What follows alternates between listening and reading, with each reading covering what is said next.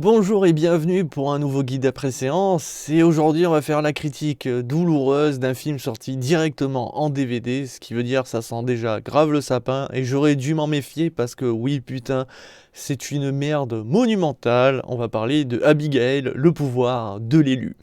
Réalisé par monsieur Alexandre Boguslavski, avec une nationalité russe en général dans le casting et au niveau du budget certainement, parce que le film est assez pauvre au niveau des environnements, au niveau de l'écriture, au niveau du casting, au niveau de tout.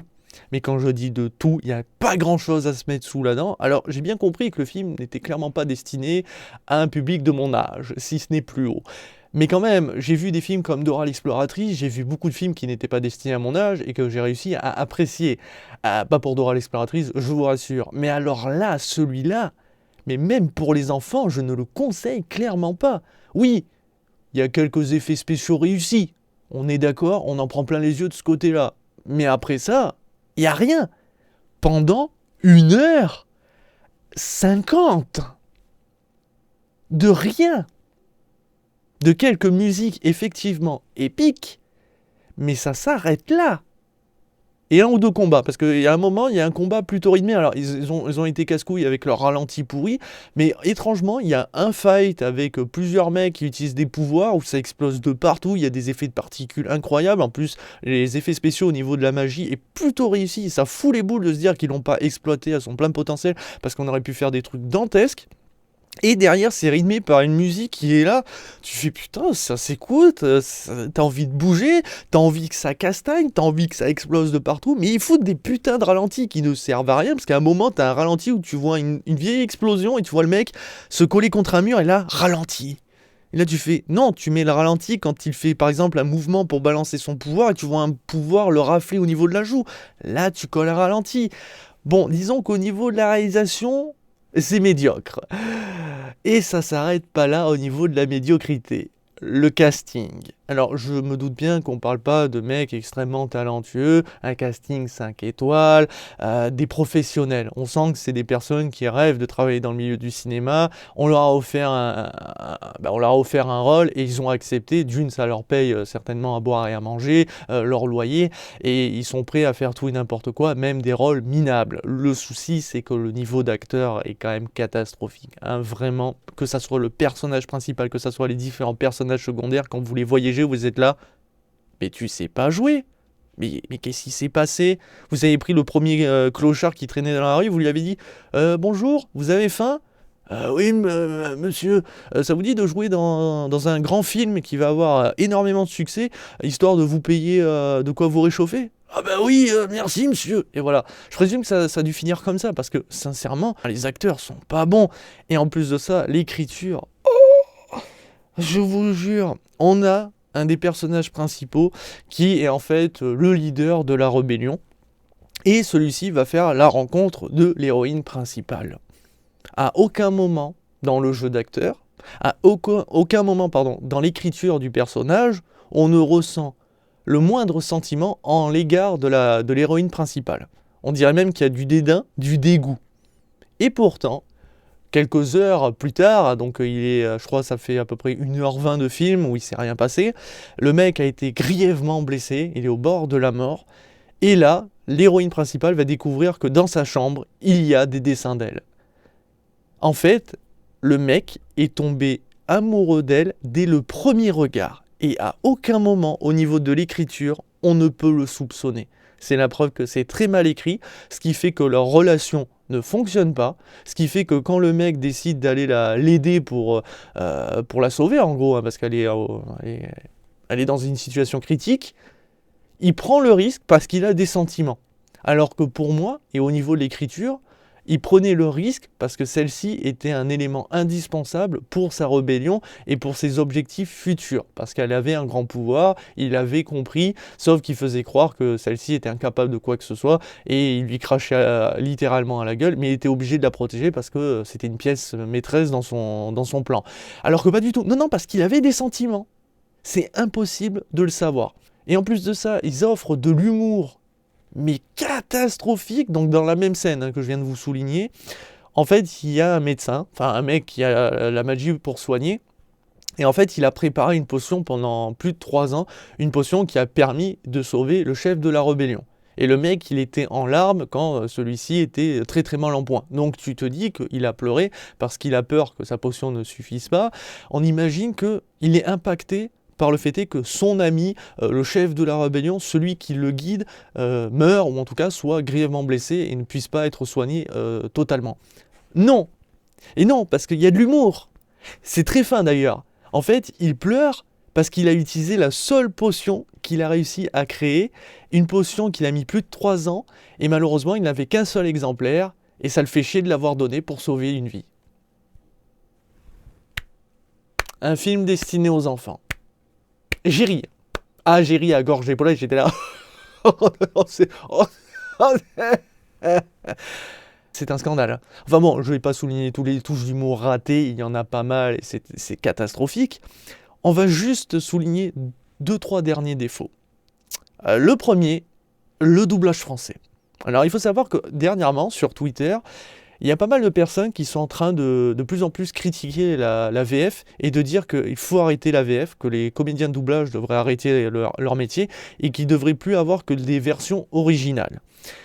Le souci, c'est qu'avec ce type de film, on ne peut pas leur donner tort. La VF, et je parle pas d'une VF québécoise téléchargée sur... Non, c'est bien la VF du film, pure et dure. Elle est merdique. La comédienne de doublage qui double l'héroïne principale, et on parle celle qu'on va voir 99% du temps, celle qui a le plus de dialogue dans le film, je crois qu'elle doit avoir même pas 20 ans, la gamine, et elle parle, mais c'est affreux. À entendre, elle ne sait pas jouer la moindre émotion. On dirait qu'elle lit son texte en mode « Alors, je suis attristé de voir que mon père est disparu. Oh mon Dieu !» Enfin, ce genre de choses. Je vous jure que tous les dialogues, elle les lit comme ça. La VF est catastrophique. Le souci, c'est que je n'ai pas voulu revoir ce film en version originale, donc je ne peux pas vous dire qu'en VO, c'est beaucoup mieux. Mais si vous pouvez éviter la VF... évitez-la. Enfin, si vous pouvez éviter ce film, évitez-le. Non, parce que même en téléchargement illégal, non, faut pas perdre son temps. Ce film est une purge. Mais alors la VF, déjà, c'est catastrophique.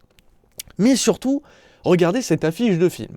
Vous êtes là, vous vous dites, putain, en arrière-plan, t'as un truc incroyable, t'as une femme avec les cheveux lisses, dans le vent, avec un regard de braise, tu sens que elle pose, quoi. Tu te dis, putain, si c'est elle l'héroïne principale, même si le film est mauvais, tu vas pouvoir avoir un personnage charismatique où tu peux t'identifier à elle, ou au moins vos enfants, puisque le film est plus ou moins destiné aux enfants.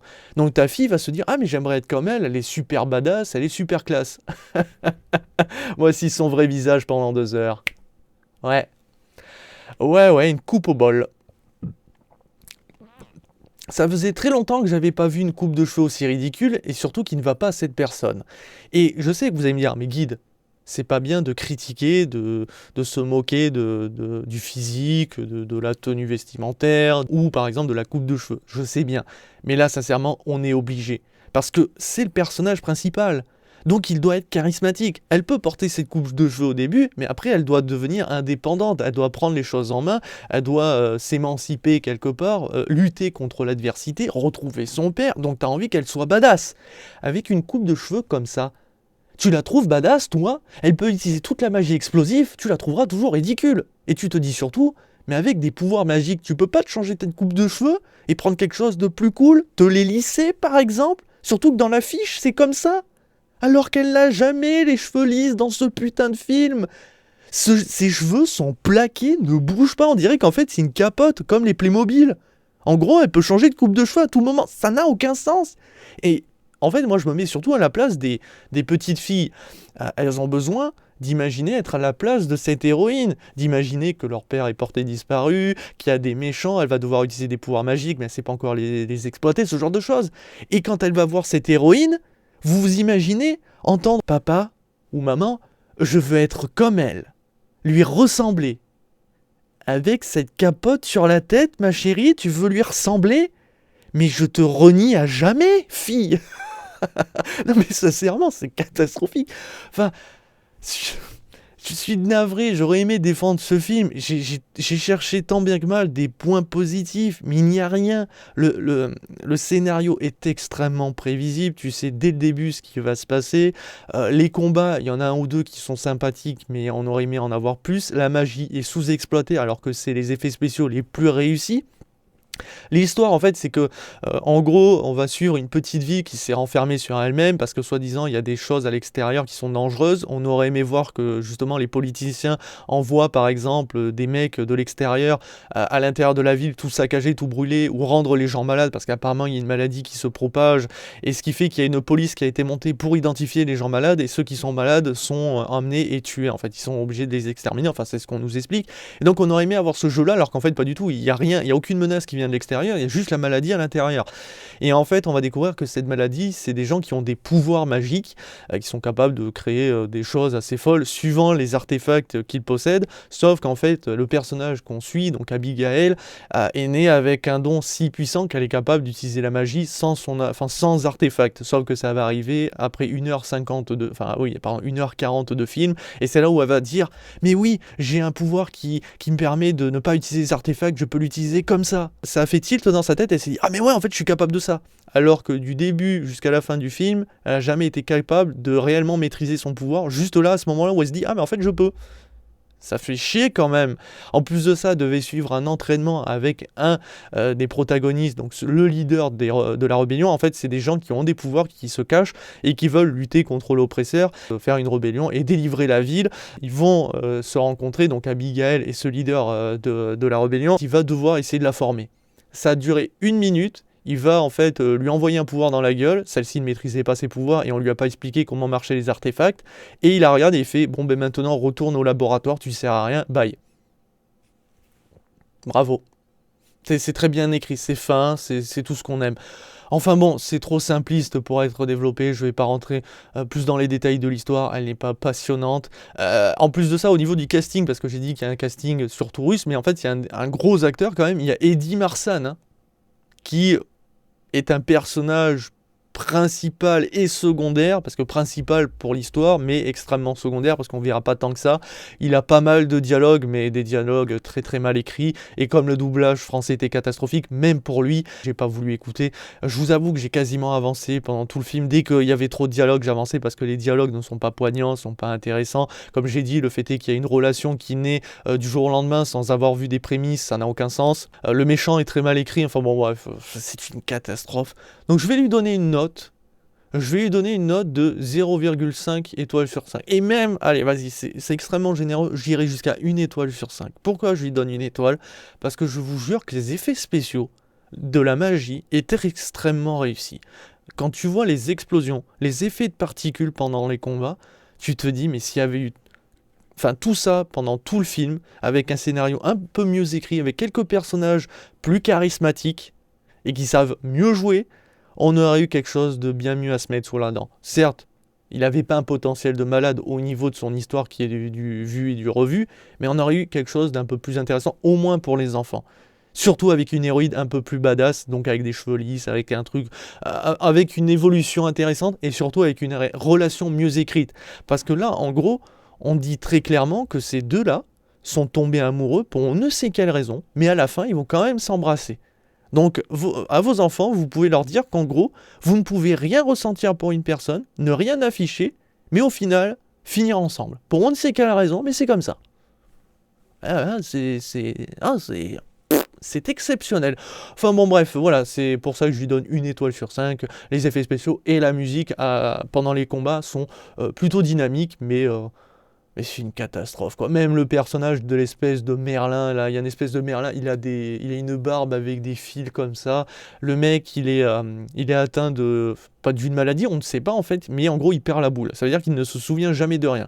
Il n'y a aucune explication à ça, ça aurait été sympathique qu'on nous dise, en fait, le mec, il a perdu la boule parce qu'à force d'utiliser trop la magie, ça lui a cramé le cerveau, ou il a bu des potions, ou il a été maltraité. Enfin, on aurait pu imaginer plein de choses, mais ce n'est pas expliqué. Donc en fait, il perd juste la boule. Et c'est supposé être un personnage qui fait rire, c'est pas drôle, il ne ressemble à rien, on s'en branle de lui, comme 99% des protagonistes qu'on va voir, voire 100%. Bref, on va conclure cette critique, elle est déjà beaucoup trop longue pour un film aussi mauvais. Allez, sur ce, je vous dis à très très vite et à très bientôt pour de nouvelles critiques, de nouvelles vidéos et toujours plus de streams. Sur ce, ciao ciao les amis.